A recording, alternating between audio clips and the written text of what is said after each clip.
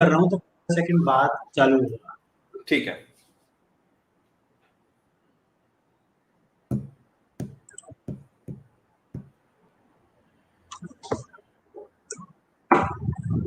मुझे कर दो फुल स्क्रीन आप।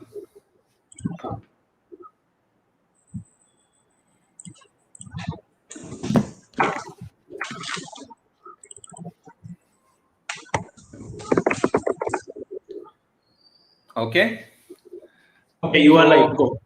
यो सो आई होप सब लोग हमारे इस लाइव स्ट्रीम के साथ जुड़ गए हैं। सभी का स्वागत है लेबर लॉ एडवाइजर के थर्ड लाइव वेबिनार में। टेक्निकली फोर्थ हो जाना चाहिए था, लेकिन आज आफ्टरनून का जो सेशन है वो पोस्टपोन हो गया है। नेक्स्ट वेडनेसडे हम लोग करेंगे, जो पीओएस चेक के ऊपर है। और आज का हमारा सेशन होने वाला है बहुत बहुत इंपॉर्टेंट, एम्प्लॉयमेंट कॉन्ट्रैक्ट के ऊपर। तो अगर आप मेरी आवाज सुन पा रहे हैं तो एक बार से फटाफट से इस वीडियो को एटलीस्ट लाइक कर दीजिए या नीचे कमेंट करके मुझे बता दीजिए कि आपको आवाज आ रही है, क्योंकि अभी थोड़ा नया नया हमारा भी एक्सपीरियंस है लाइव का, तो कई बार समझ ही नहीं आता है कि लोग जुड़ गए या नहीं जुड़े हैं। तो अगर आप मेरी आवाज सुन पा रहे हो तो एक हाय हेलो कुछ भी लिख दो। आई गेस यस, लोग जुड़ रहे हैं, इसका मतलब आवाज आ रही है। तो सभी हमारे एक्सक्लूसिव ग्रुप मेंबर्स का बहुत बहुत स्वागत है इस लाइव स्ट्रीम में। और आज हम लोग बात करने वाले हैं एम्प्लॉयमेंट कॉन्ट्रैक्ट के बारे में। ओके, तो थोड़ा सा आपको कॉन्टेक्स्ट बता दूं कि क्यों ये टॉपिक बहुत इंपॉर्टेंट है। एम्प्लॉयमेंट कॉन्ट्रैक्ट गवर्न करता है कि एम्प्लॉयर एम्प्लॉयर के बीच के रिलेशन को। तो उसमें से कुछ ऐसी चीजें हैं जो हमारे लेबर लॉज गवर्न करते हैं। फॉर एग्जांपल, कितना बोनस मिलना चाहिए, कितनी ग्रेचुइटी मिलनी चाहिए, मिनिमम वेज। लेकिन और बहुत सारी चीजें हैं जो एम्प्लॉयमेंट कॉन्ट्रैक्ट गवर्न करता है। मैं एक छोटा सा एग्जांपल देता हूं।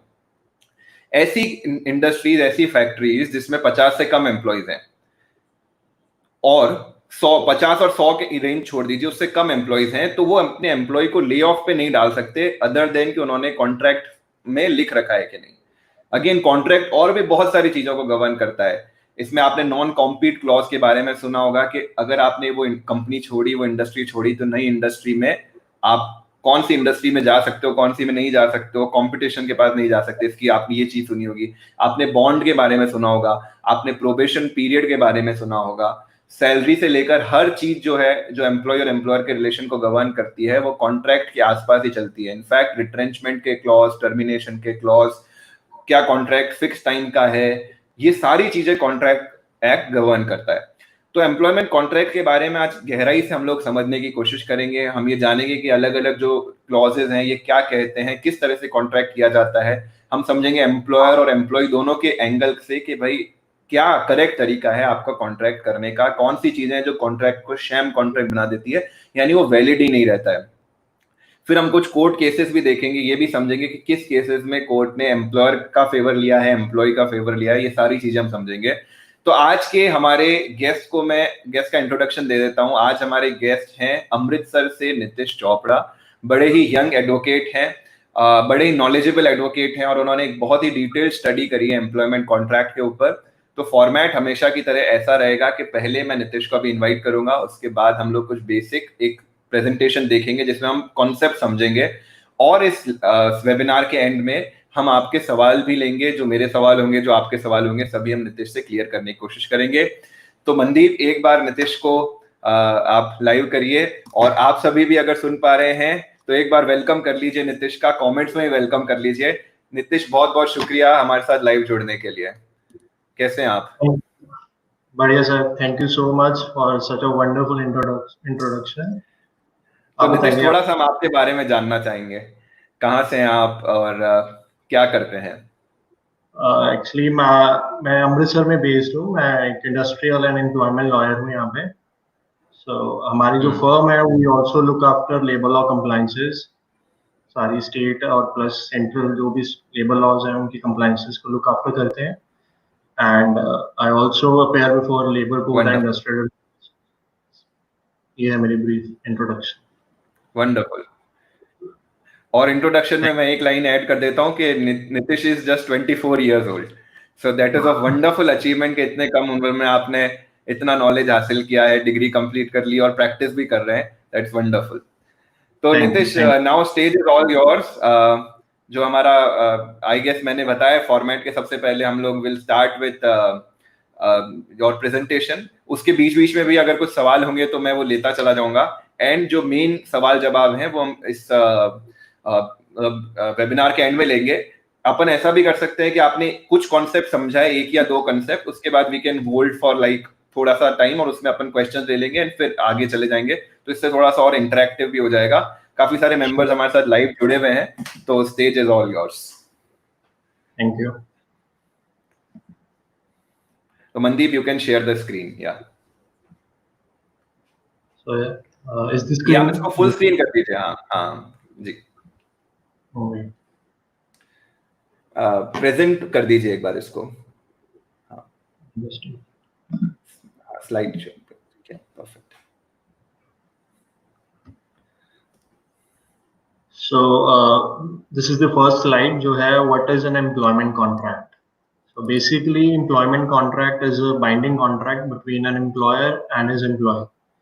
तो इसमें हम जो employment contract में है, it covers every aspect, every condition of the employment of the employee. इसमें उसकी remuneration package आता है, उसमें उसका CTC package आता है, उसका designation department हम mention करते हैं, प्लस उसमें हम उसकी स्कोप ऑफ ड्यूटीज भी मेंशन करते हैं कि उसने एम्प्लॉयमेंट के दौरान क्या क्या ड्यूटीज परफॉर्म करनी है। इसमें डिफरेंट टाइप्स ऑफ एक्ट्स आते हैं जो उसके मिसकंडक्ट के हम मेंशन करते हैं कि इस सिनेरियो में ये मिसकंडक्ट होगा, ताकि उसको भी पता चले इन फ्यूचर कि उसने क्या एक्ट करना है और क्या नहीं करना है। प्लस हम उसमें सेवरेंस पैकेज प्रोवाइड करते हैं कि इन केस ऑफ टर्मिनेशन क्या मैंने उसको नोटिस पे देना है, क्या उसको मैंने कंपनसेट करना है, कंपनसेशन क्या रहेगी, वो सब कुछ हम मेंशन करते हैं। एक इसमें पॉइंट बहुत जरूरी है जो कोर्ट्स ने अभी रिसेंटली भी डिसाइड किया है कि that superannuation age should be mention in the contract itself. आप खुद से एज्यूम नहीं कर सकते एट इन लेटर स्टेज कि मैंने उसको 58 पे रिटायर करना है। It should be conveyed to the employee before appointing him. तो वो बहुत जरूरी है कि अपॉइंटमेंट लेटर में सुपर एनुएशन एज जरूर मेंशन करो। देन कॉन्फिडेंशियलिटी क्लॉज है, ये बहुत ही रीसेंट प्रैक्टिस है फॉर द इंडियन कंपनीज। तो ये हमने कंसेप्ट फ्रॉम फॉरेन कंपनीज यहाँ पे इन्वॉल्व किया है, उसको अडॉप्ट किया है अपने एम्प्लॉयमेंट कॉन्ट्रैक्ट्स में। हम उसमें प्रोवाइड करते हैं कि क्या क्या कॉन्फिडेंशियल इंफॉर्मेशन है जो उस एम्प्लॉय की नॉलेज में आएगी ड्यूरिंग हिज एम्प्लॉयमेंट, और उसने उसको कॉन्फिडेंशियल रखना है, उसको डिस्क्लोज नहीं करना टू आवर कॉम्पिटिटर्स, या उसको खुद यूज नहीं करना in order to compete with the business of the company.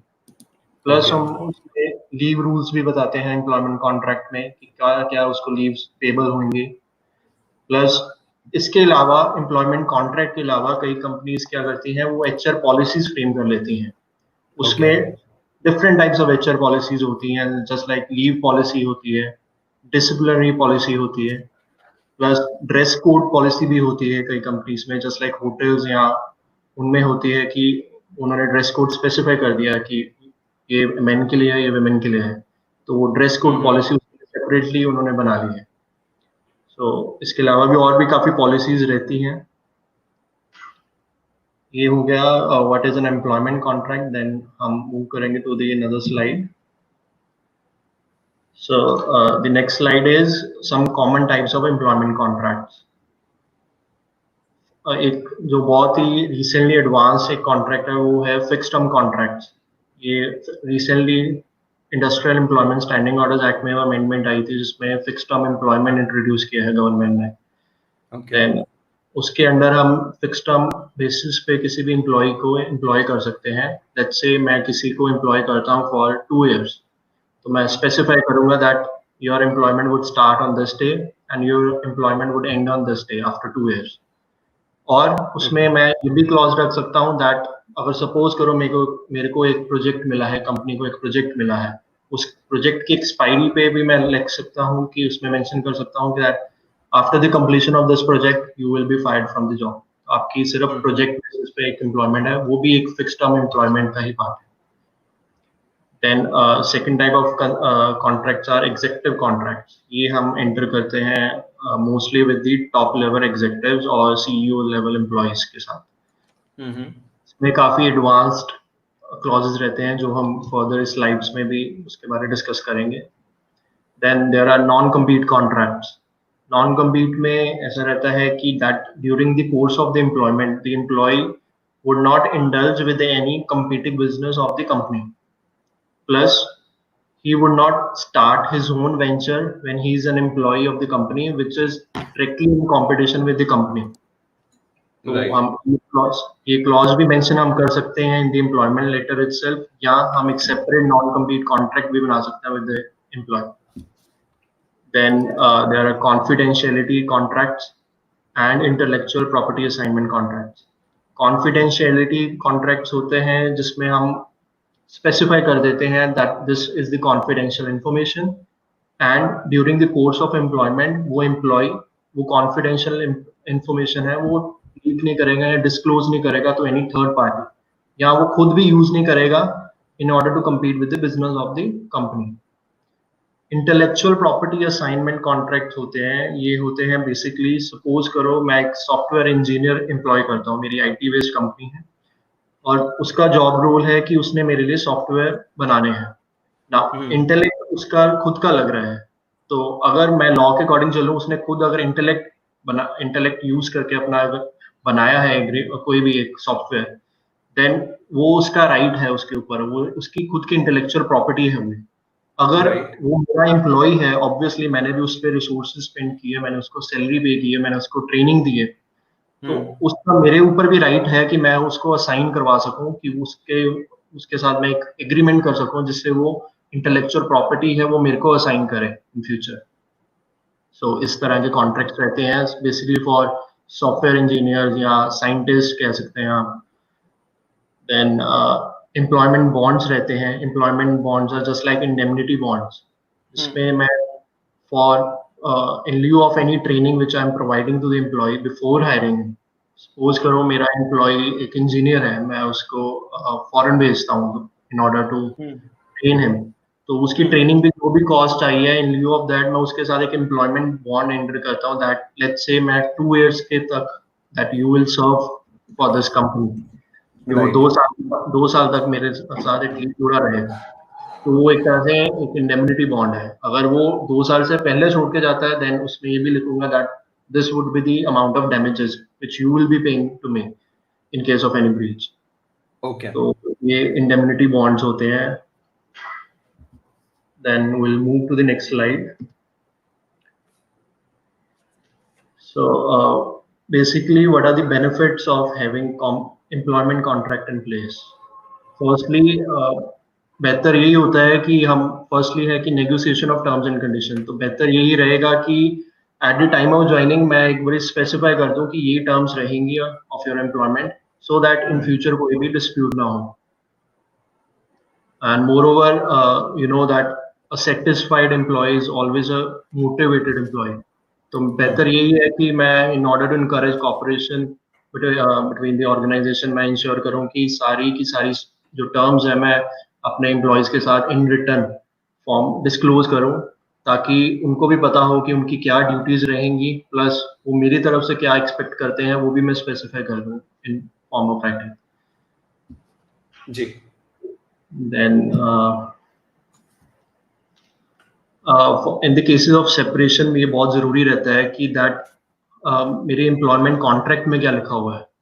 Suppose करो लाइक से आजकल companies we specify a notice period in the employment contract. हम स्पेसिफाई करते हैं that if the employee wants to leave the service, तो उसको इतनी देर का नोटिस पीरियड सर्व करना है एम्प्लॉयर को. प्लस एम्प्लॉयर की तरफ से भी हम उसमें लिखते हैं that employer would also be serving a notice period of this time to the employee before he fires him. तो वो बहुत जरूरी है कि सेपरेशन के लिए हम पहले स्पेसिफाई कर दें कि दैट इन फ्यूचर कि कोई भी डिस्प्यूट ना रेज हो. प्लस सेपरेशन के केसेस में आजकल हम आर्बिट्रेशन का भी रेफरेंस लेते हैं. हम आर्बिट्रेशन क्लॉज एंटर कर देते हैं इन द एम्प्लॉयमेंट एग्रीमेंट कि in case of any dispute, हम जो डिस्प्यूट है that will be refer to the arbitrator. तो ये भी एक नया कंसेप्ट है. देन इन ऑर्डर टू एक नेक्स्ट क्लॉज होता है कॉन्फिडेंशियलिटी क्लॉज.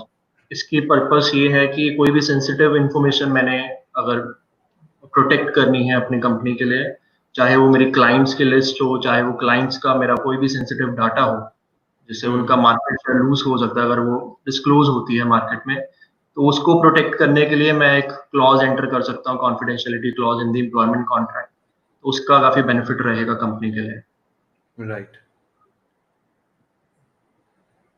देन इसका बेनिफिट तब भी रहता है when I am hiring a key employee, like CEO level employee को जो मैं हायर कर रहा हूँ, तो मैं उनको एक ऐसा पैकेज ऑफर करना चाहता हूँ in the employment contract itself, ताकि वो इन फ्यूचर सोचने से पहले सोचें कि that this amount will be lost by them अगर वो मेरे को छोड़ के जाते हैं before a specific time period. Vested share या ये सारी चीजें जो ऐड की जाती है। हाँ, एम्प्लॉय स्टॉक ऑप्शंस रहते हैं, स्वेट इक्विटी शेयर्स रहते हैं, तो वो वेस्ट करते हैं उनमें after a specified period of time.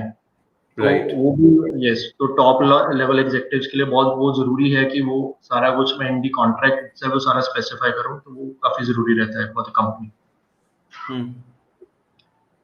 And moving to the next slide, अब मैं डिस्कस करूंगा what are the important terms which are associated with the employment agreements. तो इसमें मैं सिर्फ मेजर टर्म्स डिस्कस करूंगा जो रिसेंटली डेवलप हुई हैं, जो काफी वाइटल भी हैं कंपनी के लिए और प्लस एम्प्लॉय के लिए भी जानने बहुत वाइटल है। The first one is the confidentiality clause. इसका पर्पस यही रहता है कि that the employee should not divulge or disclose the information or affairs of the transaction which may come to his knowledge during the course of employment. इसके जो confidentiality clause के जो parameters रहते हैं जो उसको ड्राफ्ट करने के टाइम, वो हमने ध्यान में रखने हैं। The first one is that the scope of information should be specified, ताकि इन फ्यूचर कोई भी डिस्प्यूट ना रेज हो, मैं पहले से स्पेसिफाई कर दूं दैट ये स्कोप ऑफ इंफॉर्मेशन है, दैट ये जैसे क्लाइंट्स की लिस्ट है वो मैं स्पेसिफाई कर दूं in that clause that confidential information consist of this thing, तो वो स्पेसिफाई करना बहुत जरूरी है। Then plus duration of non disclosure agreement, उसकी जो वो कॉन्ट्रैक्ट की वो जो ड्यूरेशन है वो बहुत जरूरी है। प्लस तो ये इनडेफिनिट नहीं हो सकता, ये इनडेफिनिट नहीं हो सकता, मैं स्पेसिफाई करूंगा कि that during the course of your employment वो वैलिड रहेगा, plus after you leave the employment तो उसके 2 साल तक वो वैलिड रहेगा। तो मैं एक ड्यूरेशन स्पेसिफाई कर सकता हूँ, वो थोड़ी रीजनेबल रहेगी, 2 या 3 साल, उससे ज्यादा नहीं, वो थोड़ा अनरीजनेबल भी है। Then third is what are the standard exceptions to a confidentiality clause? जरूरी नहीं है कि जो मेरे को इन्फॉर्मेशन पता चली है एज एन एम्प्लॉय मैं उसको डाइवर्ज नहीं कर सकता, वो मैं डिस्क्लोज नहीं कर सकता टू द पब्लिक। उसकी कुछ स्टैंडर्ड एक्सेप्शंस हैं जो कोर्ट्स ऑब्जर्व करती हैं। फर्स्ट वन है, अगर कोई लॉ के अंडर मेरे को डिस्क्लोज करनी है इन्फॉर्मेशन एज एन एम्प्लॉय, अगर मैं कंपेल्ड हूँ अंडर एनी लॉ, वो मेरे को स्पेसिफाई करनी जरूरी है। ठीक है। या कोई भी अथॉरिटी है, रेगुलेटरी अथॉरिटी है, चाहे वो इंस्पेक्टिंग अथॉरिटीज है, चाहे वो लेबर अथॉरिटीज है, अगर वो रिक्वायर करती हैं मेरे को, मैंडेट करती हैं दैट एज एन एम्प्लॉय मैं ये इन्फॉर्मेशन उनको डिस्क्लोज करूं, देन मैं ऑब्लाइज्ड होऊंगा, मेरे को I will be compelled to disclose that information. Then third one is any disclosure which is pursuant to an order by a court और tribunal. Similarly court में अगर मेरे को एज अ विटनेस बुलाया जाता है, मेरे को समन किया जाता है that I should disclose this information जो मेरे नॉलेज में थी, तो वहां पे भी मैं कंपेल्ड रहूंगा, वहां पे मेरे को कॉन्फिडेंशियलिटी क्लॉज रिस्ट्रिक्ट नहीं कर सकता। Then fourth one is any information which is already available in the public domain. अगर कोई भी इंफॉर्मेशन वो ऑलरेडी पब्लिक डोमेन को पता ही है, तो द जनरल पब्लिक वो नोन है वो फैक्ट, अगर मैं वो डिस्क्लोज करता हूँ तो then there is no harm, मैं एम्प्लॉय के अगेंस्ट। इसमें मैं एक क्वेश्चन एग्जांपल की फॉर्म में पूछना चाहता हूँ। मान लीजिए एक एमआर है जो डॉक्टर से मिलने जाता है और कंपनी ने उसको से दिल्ली की लिस्ट दी है डॉक्टर्स की कि 100 डॉक्टर से आपको मिलना है, बट ऑब्वियसली वो डॉक्टर के नाम और फोन नंबर पब्लिक डोमेन में भी अवेलेबल है, so will it be breach of contract अगर वो नेक्स्ट कंपनी में जाके वो लिस्ट यूज करता है? तो नहीं, वहां पे नहीं होना चाहिए, क्योंकि वो ऑलरेडी लिस्ट कोई भी वो प्रिपेयर कर सकता है वो डॉक्टर्स की by like searching the internet, बहुत इजीली अवेलेबल है आजकल कॉन्टैक्ट्स भी of various professionals as well as other businesses, तो वहां पे कोई हार्म नहीं है। वो कह सकता है कि that this was prepared by him through the internet, तो उसमें कोई हार्म नहीं है। एक और चीज है, जैसे बहुत सारे प्रोफेशन है, स्पेशली जैसे एडटेक सेक्टर उठा लीजिए, तो वहां पे लोगों को हायर ही इसी बेसिस पे किया जाता है कि उसका कितना नेटवर्क है। मतलब वो एक 5 साल की कंपनी, जैसे एजुकेशन इंडस्ट्री देख लीजिए जिसमें स्कूल्स में मान लो सॉफ्टवेयर बेचने हैं, तो उसको इसी बात पे हायर किया जाता है कि ऑलरेडी उसके कितने नेटवर्क है, उसने 10 साल काम किया है, तो अज्यूम किया जाता है कि वो 1000 स्कूल्स में लोगों को जानता होगा या वहाँ पे प्रिंसिपल को जानता होगा। तो मतलब ये कॉन्फिडेंशियलिटी क्लॉज हैम्पर नहीं कर रहा उसका एम्प्लॉयमेंट, जो हमारा लॉ भी कहता है कि यार आप किसी को एम्प्लॉयमेंट से हैम्पर नहीं कर सकते। अगर इसमें ना एक सॉलिसिटेशन क्लॉज भी होता है, नॉन सॉलिसिटेशन क्लॉज। अगर मैं सॉलिसिट करूं डायरेक्टली, सपोज करो मैं एक एम्प्लॉय था एक स्कूल का, मैं स्कूल छोड़ के जाके डिफरेंट स्कूल ज्वाइन कर लिया। वहां पे मैं स्कूल नहीं, लेट्स से एक बिजनेस था, मैंने बिजनेस के जो क्लाइंट्स थे वो लिस्ट दूसरे बिजनेस को जाके डिस्क्लोज कर रहा हूँ, वहां पे एक एम्प्लॉयमेंट सीख कर रहा हूँ कि मैं आपको दूसरे बिजनेस की लिस्ट बताऊंगा उनके क्लाइंट्स की। तो वहां पे अगर वो सॉलिसिटेशन है, वो दूसरा बिजनेस अगर अप्रोच कर रहा है उनको, क्लाइंट और ऑर्डर प्लेस करना चाहता है, देन वहां पे कॉन्फिडेंशियलिटी क्लॉज इन पिक्चर आएगा, प्लस नॉन सॉलिसिटेशन भी आएगा। सिंपली जब मैं, हाँ, अब सपोज करो अगर मैं सिंपली, आप कह रहे हो कि मैं लिस्ट शेयर कर रहा हूँ सॉफ्टवेयर बेचने के लिए, तो वो लिस्ट तो मैं कैसे भी प्रिपेयर कर सकता हूँ, चाहे मैं आरटीआई डाल के वो सारी लिस्ट निकालूं कि इस स्टेट में क्या क्या स्कूल्स कवर्ड हैं इस बोर्ड के साथ, तो वो इजिली प्रिपेयर है, वो पब्लिक डोमेन में है वो चीजें। अगर कॉन्फिडेंशियल डाटा मैं अगर सपोज करूँ मैं अपने क्लाइंट्स का अगर डिस्क्लोज कर रहा हूँ, तब कॉन्फिडेंशियलिटी क्लॉज इन पिक्चर आएगा। मेयरली उनके नेम शेयर करने से नहीं, उसमें इशू नहीं आना चाहिए। तो आप मतलब कॉन्ट्रैक्ट में चाहे जो लिख दो, लेकिन कोर्ट उसमें देखेगा कि यार ये रीजनेबल है या ये नहीं है। वो एक्चुअल में कॉन्फिडेंशियल इंफॉर्मेशन लीक हुई है, ब्रीच हुई है कि नहीं हुआ, वो कोर्ट्स देखेंगे। परफेक्ट, ठीक है, लेट्स मूव ऑन। हाँ, मनदीप स्लाइड लगा, हाँ, thank you. Then the second clause which is really important is non-compete clauses. Non-compete में ऐसा रहता है that you specify कि that this person, this employee would not compete with the business of the company when he's under the course of employment and afterwards also। आप specify कर देते हैं, वो थोड़ा courts कहती हैं that it should be reasonable। उसमें reasonability ऐसे रहती है कि दैट एक सर्टेन टाइम पीरियड आप स्पेसिफाई कर दें, दैट ये नहीं है कि that for his life long वो compete नहीं करेगा या वो कोई और बिजनेस नहीं ज्वाइन करेगा। अब स्पेसिफाई कर दें 2 साल 3 साल, ये स्पेसिफाई कर दें कि उस आफ्टर लीविंग हिज एम्प्लॉयमेंट इतनी देर के लिए वो compete नहीं करेगा। देन उसमें एक रेंज भी बहुत जरूरी है कि आप एक रेडियस मेंशन कर दें। ये नहीं आप कह सकते हैं कि थ्रू आउट द वर्ल्ड जो भी कंपनी के अगेंस्ट कॉम्पिटिटर है उसको ज्वाइन नहीं करेगा। आप एक रेडियस स्पेसिफाई कर दें कि दैट सिटी के अराउंड ये 100 किलोमीटर के अंदर जो भी रेडियस में कंपनीज हैं उनको ज्वाइन नहीं करेगा, डायरेक्ट कंपटीशन में है। Fair enough. फेयर है, यस। तो इसकी रीजनेबिलिटी के लिए सेक्शन 27 रहता है इंडियन कॉन्ट्रैक्ट एक्ट का, जो कहता है कि that every agreement by which anyone is restrained from exercising a lawful profession, trade और business is to that extent void. तो इसमें रीजनेबिलिटी बहुत जरूरी है। देन इसकी इन्फोर्सेबिलिटी के लिए एक लैंडमार्क जजमेंट है, ये जो हमने स्पेसिफाई की है, Niranjan Shankar Golikari versus the century spinning and manufacturing company. तो इसमें कोर्ट्स ने हेल्ड किया that during the course of employment अगर आप रिस्ट्रिक्ट कर रहे हो अपने एम्प्लॉय को that he should not compete with the business of the company, या वो कॉम्पिटिटर को ज्वाइन ना करे in case he has any confidential information with him, तो वो उन्होंने कोर्ट्स ने कहा that such term is reasonable. उसमें वो आप इन्फोर्स कर सकते हैं अगेंस्ट योर एम्प्लॉय। तो इस केस में आप इंजंक्शन सीक करेंगे from the civil court that this person should not join your competitor. Okay, so next slide.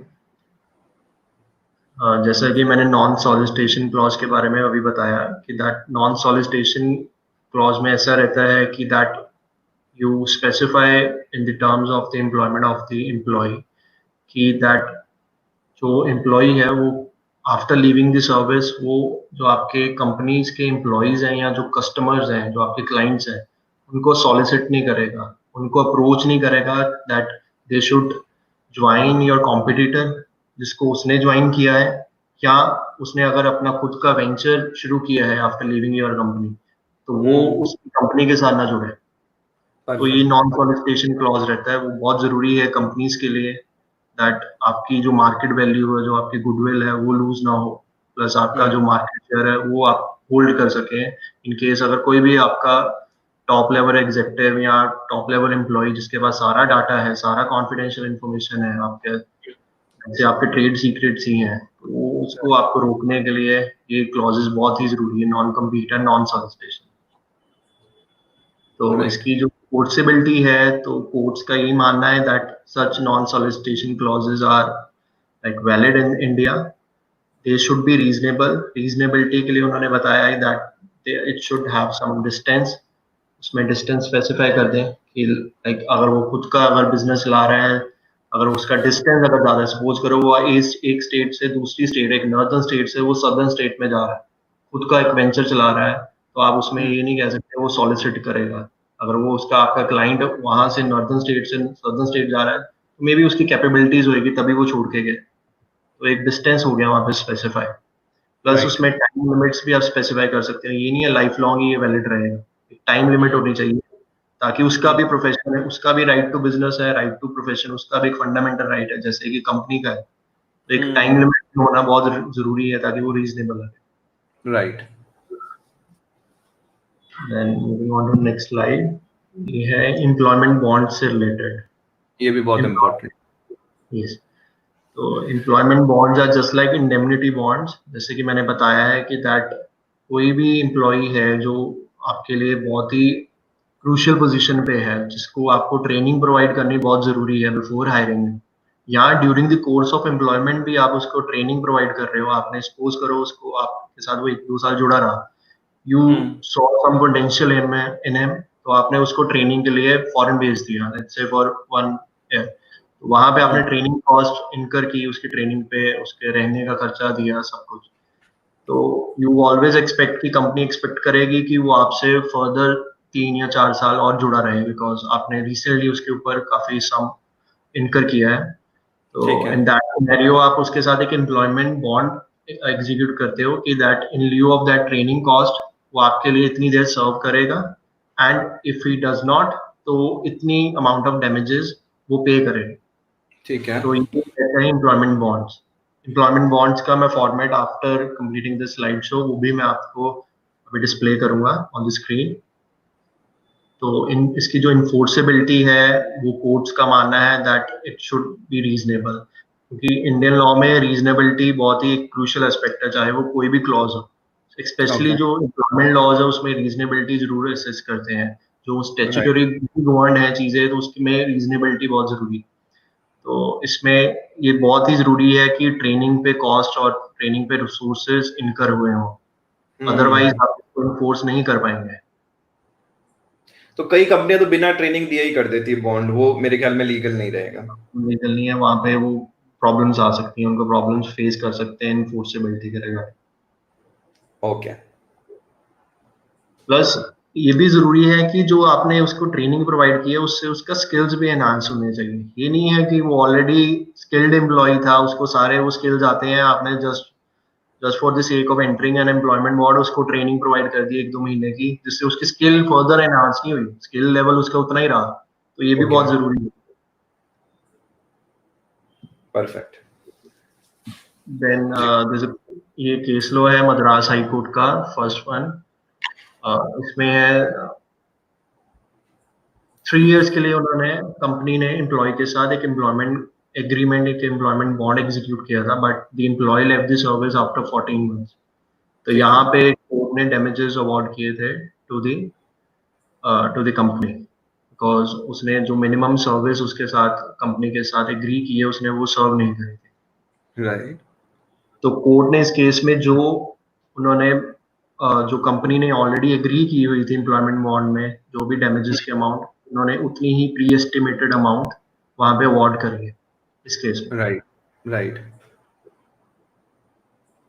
Then जो कोर्ट्स है नॉर्मली एक्चुअल एक्सपेंसेस जो इनकर हुए हैं उसके ट्रेनिंग पे वो कंसिडर करती हैं। लेट्स से एक्चुअल एक्सपेंसेस आपके 50,000 है, आपने 50,000 ट्रेनिंग पे इनकर किया, बट आप स्पेसिफाई करते हैं एम्प्लॉयमेंट में कि 2 लाख डैमेजेस वो पे करेगा in case breaches the employment bonds term. तो वहां पे कोर्ट्स वो देखेंगे एक्चुअल एक्सपेंसेस क्या है आपके, ताकि वो आप, जैसे मैंने कहा है कि रीजनेबल होना चाहिए सब कुछ, तो वो रीजनेबलनेस चेक करने के लिए वो एक्चुअल एक्सपेंसेस भी आपसे पहले पूछेंगे, प्लस उसकी पीरियड ऑफ, हाँ, देन वो आपकी पीरियड ऑफ सर्विस भी पूछेंगे उस एम्प्लॉय की, उसने वो 3 साल के लिए आपने एग्जीक्यूट किया, उसने 2 साल सर्व कर लिया, बट आप स्टिल चाहते हैं 3 lakhs पे करे, बट कोर्ट्स कहेंगी नहीं, तू उसने 2 साल तो सर्व किया है ना, तो वो एक प्रोपोर्शनेट वहां पे कैलकुलेट करके सम वो उसको अवार्ड करेंगी कंपनी को।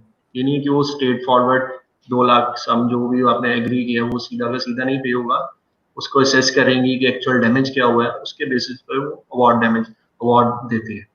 राइट। एक केस लॉ है रिसेंट ईयर 2011 का दिल्ली हाई कोर्ट का, उसमें भी सेम सिनेरियो था। उसमें एम्प्लॉयमेंट बॉन्ड में लिखा हुआ था कि that employee should serve for 3 years, और उसमें ट्रेनिंग कॉस्ट थी अराउंड 67,595, और जो बॉन्ड की वैल्यू थी जो उसको डैमेजेस में रूप में पे करनी थी वो दैट वाज 2 लाख रुपीज। और एम्प्लॉय इस केस में आफ्टर 2 years छोड़ के चला गया कंपनी को, तो कोर्ट ने वहां पे सिर्फ जो ट्रेनिंग कॉस्ट है उसके 3 हिस्से किए फॉर 3 years। तो कोर्ट ने कहा कि इसने 1 साल सर्व नहीं किया, तो उन्होंने 1 साल के इक्विवेलेंट जो शेयर है जो 22,532 बनता है, कोर्ट ने उतनी ही अमाउंट उसको अवार्ड की कंपनी को। ओके। तो प्रोपोर्शनेट वहां पे उन्होंने सम उसको एज डैमेजेस अवार्ड किया to the company. Okay. Then ये प्रोविजंस हैं, ये जो प्रोविजंस मैं 2-3 मेंशन करूंगा, एक क्लॉ बैक, एक गार्डन लीव, 2 प्रोविजंस हैं। ये टॉप लेवल एग्जीक्यूटिव एम्प्लॉयज जो होते हैं, सीईओ लेवल एम्प्लॉयज हैं या मैनेजर्स हैं, डायरेक्टर्स हैं, उनके एम्प्लॉयमेंट जो होते हैं, एम्प्लॉयमेंट टर्म्स होती हैं, उनमें ये प्रोविजंस प्रेजेंट होती हैं। क्लॉ बैक में ऐसा रहता है कि that in case in future आप डिस्कवर करते हैं दैट इस एम्प्लॉय ने, इस सीईओ लेवल एम्प्लॉय ने कोई फ्रॉड किया था जिसके कारण आपको अपनी जो बुक्स ऑफ अकाउंट्स हैं दोबारा से रिवाइज करनी पड़ती हैं उस फ्रॉड को अकाउंट फॉर करने के लिए, और जितना उसने सम एक्सेसिव जो उसने रेम्युनरेशन आपसे ड्रॉ कर ली, सपोज करो remuneration after accounting for certain expense जो उसने रिकॉर्ड नहीं किया, लेट्स से 2 लाख रुपए का उसने एक्सपेंस रिकॉर्ड नहीं किया था बुक्स ऑफ अकाउंट्स में, वो रिकॉर्ड करने के बाद आपके जो प्रॉफिट्स हैं वो कम हो रहे हैं, ठीक है, तो आपको प्रोपोर्शनेट अमाउंट जो अब उसकी after accounting for that 2 lakh rupees जो उसकी प्रोपोर्शनेट रेम्युनरेशन बननी चाहिए थी, वो कोर्ट पहले वो असेस करेंगी, और जो आपने एक्चुअल में उसको पे कर दी है उसकी गलती के कारण पहले वो देखेंगे, प्लस उसका जो डिफरेंस है वो आपको कोर्ट बोलेंगे कि आप वो उतना रिकवर कर सकते हैं from him. Okay, got it. तो ये कंपनीज एक्ट में ये डील करता है, इसकी रिसेंट अमेंडमेंट थी जो कंपनीज एक्ट 2013 में इसमें इनकॉर्पोरेट हुआ है, तो सेक्शन 199 है जो मेजर रहता है इसमें। ओके। देन ये गोल्डन हैंडशेक्स, एक ये भी एक जो फॉरेन से हमने टर्म अडॉप्ट की है इंडियन लॉ में। Yes, golden handshake.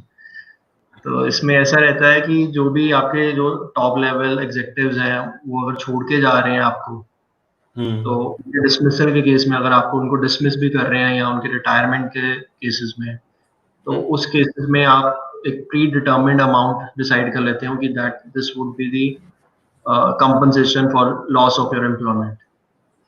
तो सेक्शन 202 है कंपनीज एक्ट का, वो भी स्पेसिफाई करता है कि मैक्सिमम कितना रेम्युनरेशन हो सकता है। ये नहीं है कि वो सीईओ लेवल एम्प्लॉय है कि वो मैक्सिमम टू मैक्सिमम जो चाहे वो डिसाइड कर ले, कंपनीज एक्ट उसको रिस्ट्रिक्ट भी करता है कि वो कितना होना चाहिए। ये नहीं है कि वो अपनी मर्जी से कुछ भी डिसाइड कर ले just because he is the CEO. तो राइट। देन एक कंसेप्ट है गार्डनिंग लीव क्लॉज। तो गार्डनिंग लीव में ऐसा रहता है कि दैट इन केस अगर आप if the company serves a notice on the employee for terminating his services, तो गार्डनिंग लीव क्लॉज में कंपनी के पास पावर रहती है इन द अपॉइंटमेंट लेटर कि वो in case of any termination, और सपोज करो date of termination is 30 June, मैं 30 जून को उसको नोटिस सर्व करता हूँ for 1 month which is to expire on 30th July, ठीक है, टिल 30th जुलाई ही is the employee of my company. मैं उसमें गार्डनिंग क्लॉज में मेरे पास ये पावर रहेगी, मैं उस एम्प्लॉय को बोलूंगा that from 30th June onwards आप मेरे प्रेमाइसिस पे नहीं आओगे, आप मेरे लिए काम नहीं करोगे, बट आपको जो नोटिस पीरियड की अमाउंट है वो मैं आपको पे करता रहूंगा। इसका फायदा ऐसे रहता है कि बिकॉज ऑब्वियसली आप किसी को टर्मिनेट कर रहे हो, उसने तो और ही विल बी अनहैप्पी, तो वो आपको डर रहेगा कि वो आपकी कॉन्फिडेंशियल इंफॉर्मेशन कहीं लीक ना कर दे। Right, payment in lieu of notice पहले से ही दे दिया उसको दे दिया, यस। राइट। तो वो आपकी कॉन्फिडेंशियल इंफॉर्मेशन को बचाने के लिए आप स्पेसिफाई कर देते हो कि आपने प्रेमाइसिस पे कोई काम नहीं करना हमारे लिए, just to save your confidential information. Right. Then probationary period. Recently काफ़ी अपॉइंटमेंट लेटर्स में आपने देखा होगा दैट हम स्पेसिफाई करते हैं, काफ़ी कंपनी स्पेसिफाई करती हैं कि प्रोबेशन पीरियड रहता है, जिसमें टर्म कहती है that from the date of your initial appointment आप इतनी देर के लिए प्रोबेशन पे रहोगे कंपनी के लिए, और उस दौरान your services would be under scanner. आपकी जो परफॉर्मेंस है वो रेगुलरली असेस होगी, and after completion of your probation period आपको कंफर्म किया जाएगा, या आपका फर्दर एक्सटेंशन भी किया जा सकता है ऑफ द प्रोबेशन पीरियड, उसकी पावर भी रहती है कंपनी के पास। राइट। तो काफी रीसेंट क्लॉज है ये, रिसेंटली काफी कंपनीज इसको इनकॉर्पोरेट कर रही हैं अपने एम्प्लॉयमेंट कॉन्ट्रैक्ट्स में। और ये स्टैंडिंग ऑर्डर्स जो होते हैं कंपनीज के, उसमें भी ये क्लॉज मेंशन है, स्टैंडिंग ऑर्डर्स भी रिकॉग्नाइज करते हैं probationary period. Okay. Then termination clauses रहते हैं एम्प्लॉयमेंट कॉन्ट्रैक्ट्स में। फर्स्टली टर्मिनेशन फॉर कॉज हो सकता है। फॉर कॉज मतलब कि कोई रीजन होना चाहिए behind his termination, like any misconduct हो सकता है, कोई भी वो कन्विक्शन फॉर एनी क्राइम हो सकती है, कोई भी मलेशियस या ग्रॉस नेग्लिजेंट एक्ट हो सकता है on behalf of the employee. तो उन केसेस में स्पेसिफाई किया जाता है, वो एक लिस्ट ऑफ मिसकंडक्ट्स हम मेंशन करते हैं इन द एम्प्लॉयमेंट लेटर, इस सिनेरियो में you will be terminated from the service. Then termination without cause में हो रहता है कि दैट वो एक तरह से डिस्चार्ज सिंप्लिसिटर होता है, discharge which very simple in itself. इसमें बस आपको एक नोटिस पे उसको देना पड़ता है, यहाँ एक नोटिस पीरियड सर्व करना पड़ता है to the employee. You do not mention any misconduct, but एक सिंपली उसको कहते हैं that from this date onwards you will be considered, your services would be considered as terminated for the company. Right. तो ये termination without cause रहता है। Then the next slide, which statutes must be kept in mind while drafting an employment contract. So ये सारे list of statutes हैं जो हमने ध्यान में रखने हैं while drafting an employment contract, because कोई भी हम ऐसा contract नहीं कर सकते which is against the terms of any law। तो ये सारे labor laws mention हैं जो crucial हैं, जो जिनके points हम mention जरूर करते हैं, जिनके कुछ provisions हम mention करते हैं appointment letters में। हमें ये ध्यान में रखना है दैट जो लॉ में जो प्रोविजंस है उसके अगेंस्ट हम कोई एम्प्लॉयमेंट कॉन्ट्रैक्ट एग्जीक्यूट ना करें, बिकॉज वो इन्फोर्सेबल नहीं रहेगा in future. Right. Industrial employment standing orders ये बहुत क्रूशियल है। इसके अंदर हम कंपनीज के अंदर ऑब्लिगेशन है, कंपनीज के ऊपर ऑब्लिगेशन है जिन पे ये एक्ट अप्लाई होता है that they have to get their standing order certified from the labour commissioner of the state. तो स्टैंडिंग ऑर्डर्स एक तरह से सेट ऑफ टर्म्स होती हैं जो आपके वर्कमैन पे एप्लीकेबल रहती हैं। उसमें ये बेनिफिट मिलता है कि आपको एक सेपरेट अपॉइंटमेंट लेटर्स नहीं एग्जीक्यूट करनी पड़ती एम्प्लॉयज के साथ, एक set of pre determined terms आप पहले से डिसाइड कर लेते हैं और गवर्नमेंट से अप्रूव करवा लेते हैं कि ये टर्म्स मेरे एम्प्लॉयज को गवर्न करेंगे। Okay. तो उसमें आपको सेपरेटली एक अपॉइंटमेंट लेटर एग्जीक्यूट नहीं करनी पड़ती। और अगर आप करते भी हैं तो आपने ध्यान में रखना है कि जो आपने स्टैंडिंग ऑर्डर्स अप्रूव करवा रखे हैं गवर्नमेंट से, वो उसके अगेंस्ट ना हो। उसके कन्फ्लिक्ट में अगर होएंगी तो केस लॉज इसमें है कि that standing orders would prevail in that case. Right. Then industrial disputes act है, बहुत मेजर एक्ट है जो इन सारे इंडस्ट्रियल डिस्प्यूट्स को रेगुलेट करता है। इसमें रिट्रेंचमेंट की प्रोविजंस रहती हैं, ले ऑफ की रहती हैं, चेंज ऑफ सर्विस कंडीशंस रहता है सेक्शन 9A में।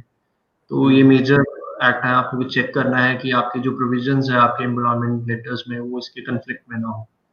Then payment of wages act रहता है, इसमें लिस्ट ऑफ डिडक्शंस रहती हैं कि क्या क्या आप डिडक्शन कर सकते हैं from the salary of the employ, और उसकी परसेंटेज क्या रही रहेगी for a certain wage period. तो वो बहुत जरूरी है कि आप उसको ध्यान में रखें।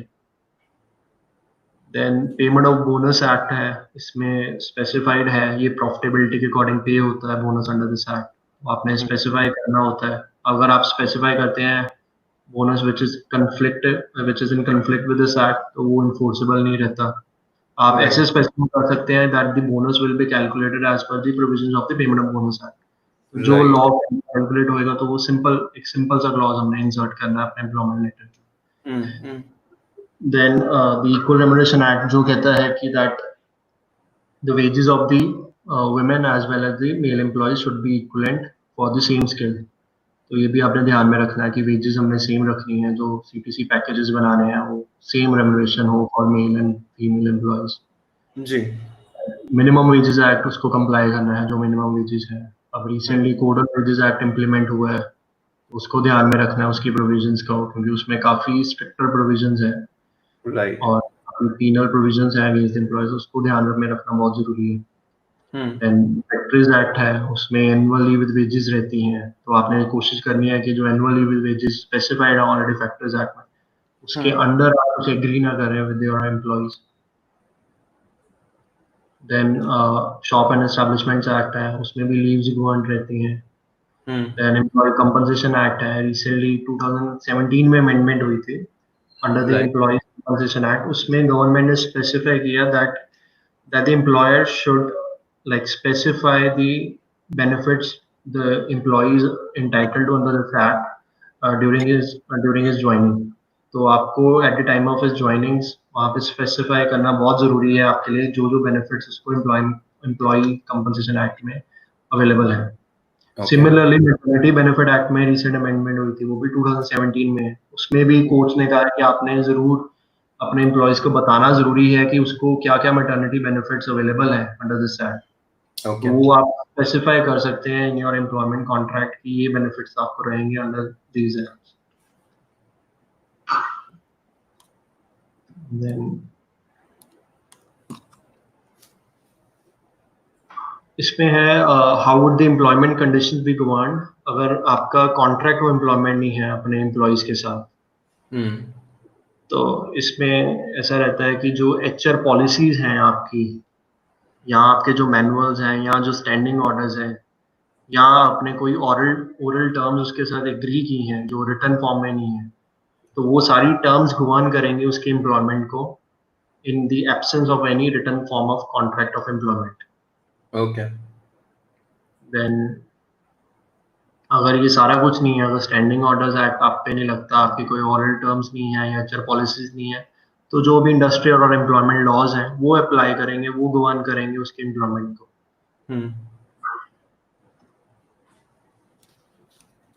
Then what is the available recourse, legal recourse to the employees as well as to the employers। अगर कोई भी डिस्प्यूट रेज होता है तो अगर आपने आर्बिट्रेशन क्लॉज रखा हुआ है इन योर एम्प्लॉयमेंट लेटर कि कोई भी डिस्प्यूट होगा in respect to the employment terms, तो आप आर्बिट्रेटर को रेफर करेंगे। तो आप उस सिनेरियो में arbitration as an option choose कर सकते हैं in order to settle your dispute. Then industrial dispute है which is govern under the industrial disputes act. उसमें एज एन एम्प्लॉय आप एक इंडस्ट्रियल डिस्प्यूट रेज कर सकते हो अगर आप कोई भी any dispute है which is under the jurisdiction of the labor courts and the tribunals। Okay। Then proceedings under various labor laws रहती हैं। पेमेंट ऑफ वेजेस एक्ट में लेबर कमिश्नर ALC जो असिस्टेंट लेबर कमिश्नर है उसके बाद power रहती है under payment of wages act, maternity benefit act, या मिनिमम वेजेस एक्ट, या एम्प्लॉयमेंट कंपनसेशन एक्ट। तो वहाँ पे आप प्रोसीडिंग्स इनिशिएट कर सकते हो in order to enforce your rights. Okay. आप एक इंजंक्शन भी सीक कर सकते हो फ्रॉम द सिविल कोड, ये एम्प्लॉयर्स कर सकते हैं in order to like enforce their non compete clauses या कॉन्फिडेंशियलिटी क्लॉजेस, तो इंजंक्शन सीक कर सकते हैं। देन सूट फॉर डैमेजेस भी फाइल कर सकते हैं। अगर इंजंक्शन नहीं सीक करना चाहते तो हम सिंपली एक सूट फॉर डैमेजेस फाइल कर देंगे, तो उसमें एक डिटरमाइंड अमाउंट भी आपको मिल सकती है, एक लिक्विडेटेड अमाउंट या अनलिक्विडेटेड अमाउंट, वो डिवॉर्ड कर सकते हैं उस केस में। जी। That's it।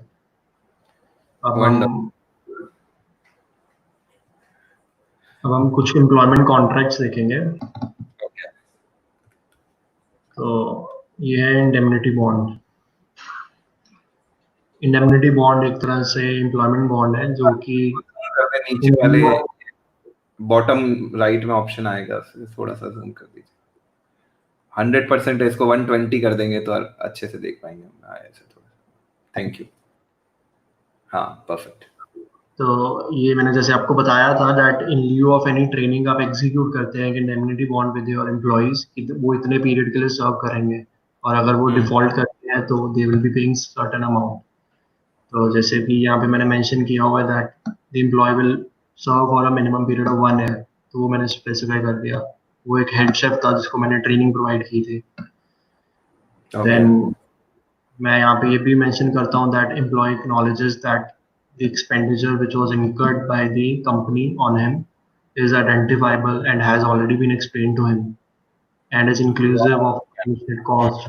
उसमें सारा कुछ मैं कॉस्ट भी मेंशन कर देता हूँ कि ट्रैवलिंग कॉस्ट है, बोर्डिंग एंड लॉजिंग एक्सपेंसेस है, इमोल्यूमेंट जो मैंने अपने ट्रेनर्स को प्रोवाइड किए, जो ट्रेनर्स को मैंने पे किए उसको ट्रेन करने के लिए, वो सारे इंक्लूडेड हैं इस अमाउंट में।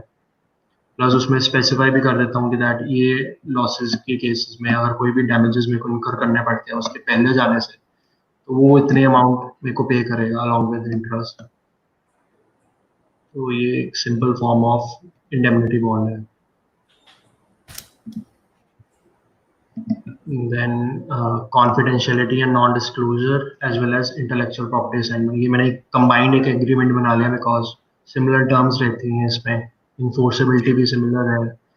तो इसमें मैंने जैसे आपको बताया था कि confidential information बताना बहुत ज़रूरी है, तो मैंने यहाँ पे देखो definition clause बनाया, उसमें confidential information specify कर दी है। सॉरी तो इंटरप्ट, थोड़ा सा इसको भी जूम कर दीजिए ना। तो जैसे कॉन्फिडेंशियल इन्फॉर्मेशन मैंने इसमें स्पेसिफाई कर दी है कि ये confidential information and data of about the company और its vendors, customers, employees, advisers, mentors, service providers या consultants. Data about companies compliance with applicable laws, about his licenses, जो परमिशंस लिए हैं उसने, अप्रूवल्स लिए हैं फ्रॉम द गवर्नमेंट या उसके एजेंसीज से, उसकी फाइलिंग्स हैं या ऑफिशियल सबमिशंस हैं, जस्ट लाइक उसकी इनकम टैक्स रिपोर्ट हो सकती है, उसकी फाइनेंशियल स्टेटमेंट्स हो सकती हैं। ये तो लग रहा है आप अपने एम्प्लॉइज के साथ ये करते हो, राइट? नहीं नहीं, ये क्लाइंट के लिए बनाया गया था। अच्छा अच्छा। जी। तो कंपनीज के केस में ये भी रहता है कि उनके जो प्रोडक्ट्स की है उसकी नॉलेज ना किसी को पता चले। अगर हॉस्पिटैलिटी इंडस्ट्री एक रेस्टोरेंट, उसकी रेसिपी की आप नहीं चाहते कि नॉलेज कहीं बाहर लीक हो, तो आप उसके प्रोडक्ट्स के बारे में मेंशन कर सकते हो, उसकी सर्विसेज के बारे में मेंशन कर सकते हो, उसके स्केचेस, डिजाइन्स, प्लान्स, तो सारा कुछ आपको स्पेसिफाई करना है इन दी ये कॉन्फिडेंशियल। वेरी इंपॉर्टेंट कि आप लिखते जाओ सारी चीजें। इसमें आपको उसके अपने सॉफ्टवेयर के बारे में प्रोटेक्शन ले सकते हो कि दैट सॉफ्टवेयर भी आपका एक कॉन्फिडेंशियल इन्फॉर्मेशन है। आपके कोड्स होते हैं जो सॉफ्टवेयर में, वो भी कोडिंग भी आप एक कॉन्फिडेंशियल इन्फॉर्मेशन स्पेसिफाई कर सकते हो। ओके। आपके बजट्स क्या हैं इन फ्यूचर, आपकी फीस क्या है, आपकी सेल्स फिगर्स क्या है प्रोजेक्टेड, या करंट सेल्स फिगर क्या है, वो सारा कुछ बहुत जरूरी है कंपनी के मार्केट शेयर करेगा नहीं। वंडरफुल। सिक्योरिटी इन्फॉर्मेशन या पासवर्ड जो बहुत क्रूशियल है आजकल, तो ये बहुत जरूरी है। प्लस आप उसमें इंटेलेक्चुअल प्रॉपर्टी राइट्स बताते हो, प्लस प्लस प्रोप्राइटरी इन्फॉर्मेशन क्या है। जैसे मैंने आपको बताया था कि आईपी असाइनमेंट होता है, इंटेलेक्चुअल प्रॉपर्टी असाइनमेंट होता है, तो आप इसमें स्पेसिफाई करोगे कि इंटेलेक्चुअल प्रॉपर्टी है क्या। तो इसमें ये सारा कुछ आता है, आपके पेटेंट्स आते हैं, ट्रेडमार्क्स आते हैं, ट्रेड सीक्रेट्स आते हैं, प्लस प्रोप्राइटरी इन्फॉर्मेशन रहती है कि जो जो एम्प्लॉय जैसे सॉफ्टवेयर प्रोग्राम्स बनाएगा या डिजाइन बनाएगा, सोर्स कोड्स बनाएगा आपके लिए during his course of employment, तो वो सारी चीजें एक प्रोप्राइटरी इन्फॉर्मेशन है फॉर द कंपनी, वो सारा कुछ असाइन करेगा टू द कंपनी, वो कंपनी के राइट्स हो जाएंगे उस पर, वो ट्रांसफर कर रहे हैं से अपने राइट्स कंपनी को, कि वो जो आईपी के ऊपर राइट है, इंटेलेक्चुअल प्रॉपर्टी के ऊपर राइट है, वो कंपनी को ट्रांसफर हो जाता है। ओके। ये कॉन्फिडेंशियलिटी के केस में जो ब्रीच होता है उसको डील करते हैं क्लॉज, कि मैंने जैसे लिखा है during the term of his employment वो कोई भी confidential information through oral, visual, electronic या रिटन मीन नहीं डिस्क्लोज करेगा to any other person. Wonderful. इसमें ये भी मेंशन किया है that thereafter on termination of his employment भी वो नहीं डिस्क्लोज करेगा।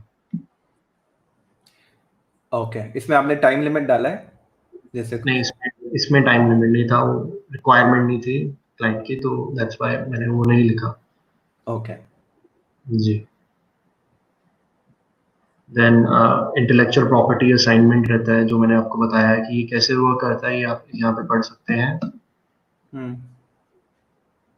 The company shall retain all rights, title, interest, and intellectual property rights in any company intellectual property created, conceived, developed, contributed by the employee during the course of employment.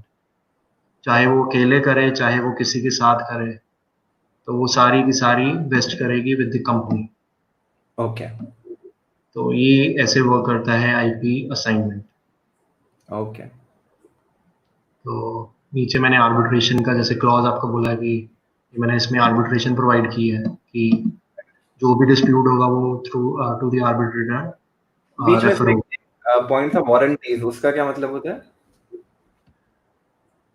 Warranties ऐसे रहता है, the employee warrants that his employment with the company will not violate or otherwise be in conflict with any agreement to which the employee is or have been a party to। Simply एक तरह से warranty है कि कोई भी जो agreement उसने किया है विद द कंपनी, वो अपना वायलेट नहीं करेगा, वो जो भी एग्रीमेंट है उसको वायलेट नहीं करेगा। ओके चाहे वो ये वाला भी जो एग्रीमेंट है उसको भी मतलब वायलेट नहीं करेगा, जो आईपी असाइनमेंट हम कर रहे हैं उसके साथ।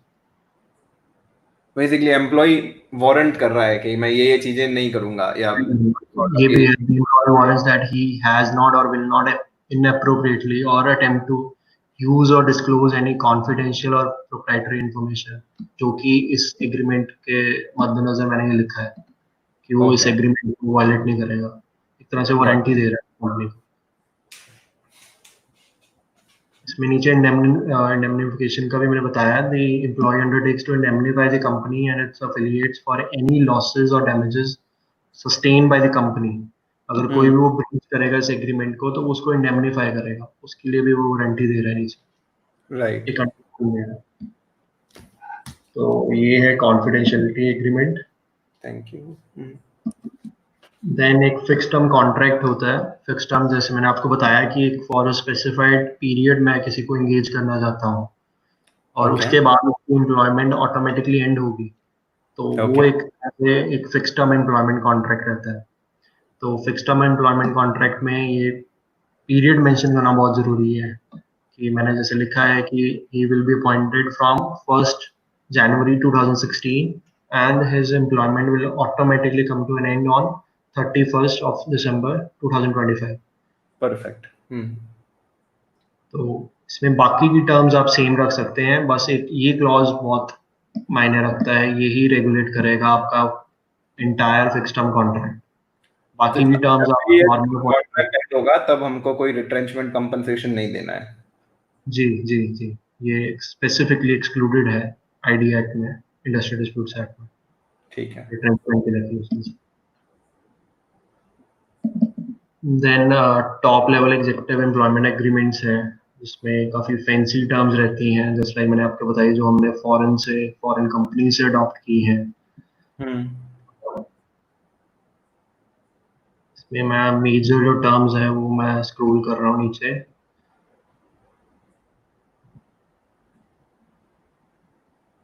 ये टर्मिनेशन विदाउट कॉज, जैसे मैंने आपको गार्डन लीव का भी बताया था।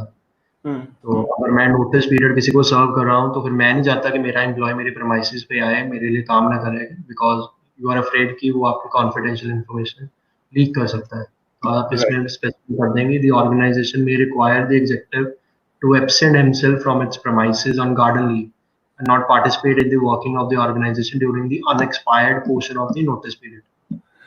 नितिश, जैसे इसमें जो ये मैनेजरियल पोजीशन के लिए एग्जीक्यूटिव्स के लिए अपन बात कर रहे हैं, तो इसके अंदर तो इंडस्ट्रियल डिस्प्यूट एक्ट में वर्कमैन की कैटेगरी में नहीं आएंगे ये लोग, तो इनका पीरियड या उसका क्या पॉइंट है?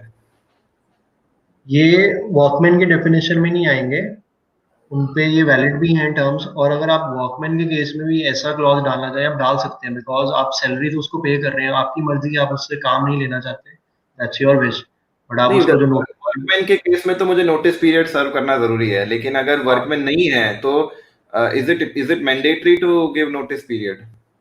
नहीं, उस केसेस में मैंडेटरी नहीं है, क्योंकि वो कहीं भी कोई स्टैट्यूटरी टर्म नहीं है या स्टैट्यूटरी रिक्वायरमेंट नहीं है, जैसे आपने कहा कि वो इंडस्ट्रियल डिस्प्यूट एक्ट में रेगुलेटेड है उनकी सर्विसेज, बट इनके केस में वो रेगुलेटेड नहीं है कहीं, वो आपने खुद एग्री कर ली हैं ड्यूरिंग दी एम्प्लॉयमेंट कि आपने उसको इतनी देर का नोटिस पीरियड देना है। तो ये कहीं राइट। मैंडेटरी नहीं है, ये your wish, it's your wish कि आपने कितनी देर का रखना है और कितना रखना है। परफेक्ट। देन रिटायरमेंट एज मैंने बताई हुई है एंड टर्मिनेशन फॉर हेल्थ इसमें बताया हुआ है। हैंड ओवर के बारे में मैंने बताया है कि अगर वो छोड़ के जा रहा है that he should hand over the charge to his junior, या उसका कोई भी अगर एम्प्लॉय आता है उसकी लेवल पे या उसकी सीट पे आ रहा है तो उसको हैंड ओवर करेगा प्रॉपरली। ये इंटेलेक्चुअल प्रॉपर्टी है, just like intellectual property assignment, ये सेम वैसे ही क्लॉजेज हैं कि वो इंटेलेक्चुअल प्रॉपर्टी असाइन करेगा टू द एम्प्लॉय और to the company. Confidentiality clause इसमें मेंशन किया है, नॉन कम्पीट इसमें किया है। नॉन कम्पीट आप देख सकते हैं इसमें, नॉन कम्पीट ऐसे रहता है, the executive acknowledges that he is in the course of his employment, that in the course of his employment with the organization, likely from time to time obtain knowledge of trade secrets, intellectual properties, and other confidential information of the organization and its affiliates. The executive also acknowledges the importance and commercial significance of the covenants under this clause and admits and acknowledges that he has various other technologies and information which, if deployed by him elsewhere or for a third party, अगर वो use करता है और कहीं सारी information during the course of his employment, तो that would result in him competing with the organization. तो वो Right. अंडरटेकिंग ले रहा है कि वो compete करेगा अगर वो सारी डिस्क्लोज करेगा इंफॉर्मेशन। Got it. फिर वो आगे फर्दर अंडरटेकिंग भी देता है कि वो इतनी दौरान, वो during the course of employment and for a period of 2 years after the date on which he ceases to be employ of the organisation, वो पर्सनली एज एजेंट ऑर्गेनाइजेशन या पार्टनरशिप किसी के साथ या एज अ शेयर होल्डर या joint venture partner compete करेगा with the business of the company. तो इसमें ये मेंशन करना कि डिफरेंट रोल्स मेंशन करना भी बहुत जरूरी है कि ये डिफरेंट रोल्स वो कम्पीट कर सकता है, वो सारे जैसे मैंने स्पेसिफाई कर दिए। या एट दी एंड आप ऐसे भी लिख सकते हैं in any other manner whatsoever, ताकि सारे rules by implied term cover हो जाए इसमें। ठीक है। नॉन सॉलिसिटेशन रहता है कि कोई भी आपके जो एम्प्लॉइज हैं उनको सॉलिसिट नहीं करेगा या आपके जो क्लाइंट्स हैं उनको सॉलिसिट नहीं करेगा आफ्टर लीविंग द कंपनी, जैसे मैंने 2 years का यहाँ पे रखा है। तो ये है मेजर टर्म्स इसमें। Got it. That's it. Okay, चलिए तो अब आ जाते हैं प्रश्न उत्तर पे। और आई वुड रिक्वेस्ट एवरीवन कि आपके जो जो सवाल हैं आप मुझे कमेंट्स में लिखिए, मैं यहाँ से सवाल ले रहा हूँ और जो कुछ मेरे भी सवाल हैं वो भी मैं लेता हूँ। तो सबसे पहले नितिश, इसमें मैं एक चीज पूछना चाहता हूँ, सीटीसी वाले कॉन्ट्रैक्ट की बात करते हैं तो आजकल ज्यादातर कॉन्ट्रैक्ट्स में सीटीसी का फंडा चल रहा है। You think this is a correct practice? Because मैं एक जैसे मेजर चैलेंज ये देखता हूँ, जैसे फॉर एग्जांपल बोनस वाली बात आपने करी अभी, तो बोनस 8.33% के हिसाब से लोग कैलकुलेट करके सीटीसी में ऐड कर देते हैं, या फिर मान लीजिए पीएफ 24% के हिसाब से ऐड करके ऐड कर देते सीटीसी में, लेकिन हो सकता है पीएफ चेंज हो जाए या फिर बोनस 8.33 20% के हिसाब से देना चाहिए, तो वो सीटीसी कॉन्ट्रैक्ट में लिखना कितना सही है? कॉन्ट्रैक्ट में आप स्पेसिफाई कर सकते हैं, सपोज करो आप मिनिमम बोनस स्पेसिफाई करना चाहते हैं एम्प्लॉय के साथ, आप 8.33 कर लें, बट नीचे लिख दें that it would be subject to the profitability of the company, और ये लिख सकते हैं it would be subject to the provisions of the payment of bonus act 1965, आप ऐसे भी मेंशन कर सकते हैं। तो वहां पे वो वर्क करेगा, वहां पे प्रॉपरली एक वैलिड क्लॉज है ताकि एम्प्लॉयज भी नॉलेज में हो कि उसको that his minimum bonus is subject to profitability, अगर प्रॉफिट अर्न करेगी कंपनी तो 8.3 से अबव भी उसको पे होगा। वहां पे क्लैरिटी आती है दोनों पार्टीज के लिए। राइट। और जैसे ऐसा कुछ कंडीशन हो गया, जैसे अभी पीएमजीकेवाई स्कीम चल रही है, 24% की जगह अभी 10% चल रहा है, तो जो कंपनी ने कमिट किया है वो तो दे ही नहीं पा रही कंपनी, तो इस केस में अगर सीटीसी उन्होंने कमिट किया है तो जो 4% का एक्स्ट्रा हिस्सा है, शुड दे पे दैट? ये गवर्नमेंट की तरफ से एक वो भी आया था, डायरेक्टिव आया था that employers should pay that remaining 2%, जो उन्होंने एग्री किया उनके साथ, जो 12% उन्होंने एग्री किया है दे शुड पे। और लगता है वैसे है, अगर आपने एग्री कर लिया उसके साथ 12%, अगर आपने उसके नीचे नहीं लिखा सीटीसी के under that this rate would be subject to the prevailing rates at the time, at the relevant time. अगर आपने नहीं मेंशन किया तो फिर वहां पे आपके वो भी है, लायबिलिटी भी है, 2% आपको पे करना चाहिए, पढ़ना पड़ेगा। तो मेरा तो सजेशन यही रहता है कि यार हमेशा जो कॉन्ट्रैक्ट करो रेट पे बेटर है कॉन्ट्रैक्ट करना। सीटीसी में ये सारे कॉम्प्लेक्सिटी बढ़ती है और आप अनजाने में ही एक बाइंड हो जाते हैं कहीं ना कहीं। आप अगर बाइंड होना भी चाहें, अगर कोई चीज आपके फेवर में आती है, जैसे आपने यही एग्जांपल दिया कि 12 की जगह 10% हो गया, आपको बेनिफिट मिलना था 2% का, बट वहां पे आप अनजाने में ही बाइंड होंगे। Okay ji, thank you. Akhil ji पूछ रहे हैं termination without cause, can we use gardening leave option? Termination without cause में गार्डनिंग लीव ऑप्शन यूज कर सकते हैं क्या? बिल्कुल, जैसे मैंने भी क्लॉज भी दिखाया था, उसमें भी टर्मिनेशन विदाउट कॉज था। मैंने नोटिस पीरियड उसको सर्व किया कि उसने 3 मंथ्स के लिए मेरे 3 मंथ्स के उसको मैंने सपोज करो टर्मिनेट वो देता हूँ, एक टर्मिनेशन नोटिस देता हूँ जो एक्सपायर होता है आफ्टर 3 मंथ्स। तो मैं चाहता हूँ कि ड्यूरिंग दोज 3 मंथ्स वो मेरे प्रेमाइसिस पे ना रहे या मेरे लिए काम ना करे, तो वहां पे एक वैलिड ऑप्शन है, हम गार्डनिंग लीव क्लॉज मेंशन कर सकते हैं। राइट। इसमें अभी रिसेंटली मुझे इसमें एक इनपुट ये मिला था कि this is also good option because in many cases अगर ऐसा हो सकता है कि employ would like to take injunction from court, लेकिन अगर आपने बोल दिया कि ये है नोटिस पीरियड के अगेंस्ट मैंने पेमेंट कर रहा हूँ और आपका टर्मिनेशन इमीडिएट इफेक्ट से लागू हो रहा है, तो उसको इंजेक्शन लेने का टाइम भी नहीं मिलता है। तो इसीलिए ज्यादातर आईटी कंपनीज या सभी लोग ये इसी तरह की प्रैक्टिसेस फॉलो करते हैं।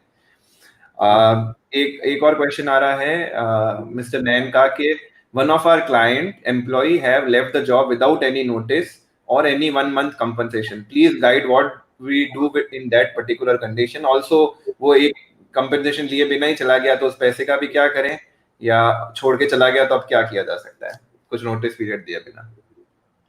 आफ्टर सर्व, अगर वो उसने सर्व नहीं किया तो आप उसकी अगर फुल एंड फाइनल है उसमें रिकवर कर सकते हैं, या आप कोर्ट में जा सकते हैं, वो जो सम है एक रिकवरी सूट डाल सकते हैं, तो वो रिकवर जो भी अमाउंट है जो उसने पे करने थे आपको, वो आप रिकवर कर सकते हैं अगर वो एग्रीड था आपके। ओके अच्छा, तो ये भी लिखा होना चाहिए कि अगर आपने नोटिस पीरियड सर्व नहीं किया तो इतना कंपनसेशन देंगे? बिल्कुल, अगर आपने सिर्फ इतना ही लिख दिया कि आपने नोटिस पीरियड सर्व करना है, आपने नोटिस जो पे है उसका मेंशन नहीं किया, बस पीरियड मेंशन कर दिया, तो वहां पे आप नोटिस पे के लिए एंटाइटल्ड नहीं है। तो सिर्फ उसमें हाँ, आपको स्पेसिफाई करना है कि अगर नोटिस पीरियड नहीं सर्व करते, that in lieu of that notice period आप इतना नोटिस पे देंगे कंपनी। Got it. अच्छा, इंडस्ट्रियल डिस्प्यूट एक्ट 1 month का नोटिस पीरियड मैंडेटरी करता है एम्प्लॉयर के लिए। Is it also for employ कि वो 1 month का नोटिस दे, या वो तुरंत बोल के कि मैं जा रहा हूँ जा सकता है अगर कॉन्ट्रैक्ट नहीं करा हुआ हो तो? ये सर डिफरेंट ना shops and commercial establishments act है, उसमें हम ये पंजाब में ऐसा रहता है कि 7 डेज का नोटिस है जो एम्प्लॉय को सर्व करना है before leaving the service. Haryana में 30 डेज का है। तो डिफरेंट स्टेट्स में जहाँ पे shops and establishments in companies को अप्लाई होते हैं, तो वहाँ पे स्पेसिफाइड है। बस फैक्ट्रीज की केस में ये चीजें साइलेंट है।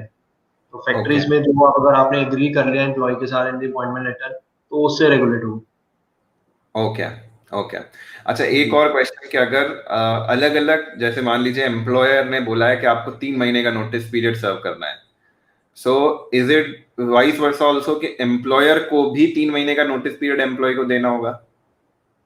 नहीं, अगर रीजनेबलनेस देखें तो इक्विटी यही कहती है, लॉ ऑफ इक्विटी यही कहता है कि रीजनेबलनेस होनी चाहिए। अगर आप एक्सपेक्ट करते हैं तो आप सिमिलर नोटिस पीरियड जरूर उसको भी सर्व करें, बट आप खुद कॉन्ट्रेरी कुछ भी एग्री कर सकते हैं विद हिम। आप कह सकते हैं कि आप 1 मंथ करेंगे और वो 2 मंथ करेगा, ओके तो इन्फोर्सेबल है। Got it. अच्छा, प्रोबेशन पे एक सवाल आ रहा है कि प्रोबेशन का मिनिमम और मैक्सिमम पीरियड क्या रहता है? क्या कोई एक्ट है जो प्रोबेशन को गवर्न करता है? एम्प्लॉयमेंट स्टैंडिंग ऑर्डर्स जो होते हैं, मॉडल स्टैंडिंग ऑर्डर्स, वहां पे ना स्पेसिफाइड रहता है प्रोबेशन पीरियड। पंजाब में रहता है 6 मंथ्स। ओके हाँ, तो फॉर डिफरेंट स्टेट्स आपको चेक करना पड़ेगा। अगर आपको मॉडल स्टैंडिंग ऑर्डर्स लगते हैं, अगर स्टैंडिंग ऑर्डर्स एक्ट पहले आप चेक करेंगे, आपको लगता है, देन मॉडल स्टैंडिंग ऑर्डर्स होते हैं उसके अंदर वो लगते हैं, उसमें आपको चेक करना पड़ेगा कि प्रोबेशन पीरियड क्या है। वो उसके अकॉर्डिंग रेगुलेट होगा। अगर नहीं लगता तो आप खुद एक अपने लिए डिवाइस कर सकते हैं कि ये पॉलिसी रहेगी कंपनी की। सो प्रोबेशन पीरियड की अगर अपन रफ डेफिनेशन लें तो यही है कि उस दौरान आप एम्प्लॉय को बिना किसी कंपनसेशन के टर्मिनेट कर सकते हो। Is it the अगर case? अनसेटिस्फैक्टरी परफॉर्मेंस है तब आप उसको टर्मिनेट कर सकते हैं without any cause, without any notice also. Got it. Got it. I guess that sums it all. अगर किसी के और कुछ सवाल हैं तो आप मुझे भेजिएगा, मैं उन्हें बाद में भी पूछने की कोशिश करूंगा नीतीश से। And that was a very very wonderful session. मतलब मुझे तो पर्सनली बहुत मजा आया और काफी सारी चीजें सीखने को मिली। Thank you so much Nitish. कुछ फाइनल आपके कुछ सजेशन हमारे कम्युनिटी के लिए? यही है सर, जैसे आप कर रहे हैं बहुत अच्छा कर रहे हैं, बस करते रहिए। बट जो एचआर कम्युनिटी के लिए है, मैं उसके लिए यही कहूंगा कि जो भी टर्म्स हैं आप रीजनेबल रखें, क्योंकि जैसे मैंने हर एक टर्म के बारे में आपको बताया कि that reasonability is very important. तो वो आपने इंश्योर करनी है कि कोई भी टर्म अगेंस्ट द लॉ भी ना जाए और वो रीजनेबल रखे, ताकि कोर्ट्स भी वहाँ पे ये ना सोचे कि मैं इसको इन्फोर्स नहीं करना चाहता, तो ओके। कोर्ट्स भी आपको फोर्स करना करें। तो रीजनेबिलिटी इज वेरी इंपॉर्टेंट। कोशिश करें कि कोर्ट तक जाने की जरूरत ही नहीं पड़े, आप रीजनेबल कॉन्ट्रैक्ट करें। बैलेंस रखें बिटवीन द एम्प्लॉइज और एम्प्लॉइज की, ताकि कोई भी एक्सट्रीम, कोई भी ऐसी टर्म ना हो जो एम्प्लॉइज को अच्छी ना लगे, या बिल्कुल, ताकि एम्प्लॉयर एंड एम्प्लॉय रिलेशनशिप हमेशा के लिए अच्छा रहे। Okay Nitish, thank you so much हमारे साथ जुड़ने के लिए, इतना सारा समय देने के लिए। उम्मीद करते हैं कि अभी आपका करियर एकदम चढ़ते हुए सूरज की तरह ये उतना ही ऊपर चढ़ता चला जाए और नई ऊंचाइयों को छुएं आप। और उम्मीद करते हैं फिर किसी नए वेबिनार में आपसे मुलाकात होगी हमारी और हमारी कम्युनिटी की। लेबर लॉ एडवाइजर की पूरी टीम की तरफ से, इस परिवार की तरफ से, हमारे सभी एक्सक्लूसिव मेंबर्स की तरफ से मैं आपका बहुत बहुत शुक्रिया आभार करना चाहता हूँ। Thank you so much for joining us. Thank you sir, thank you. Okay.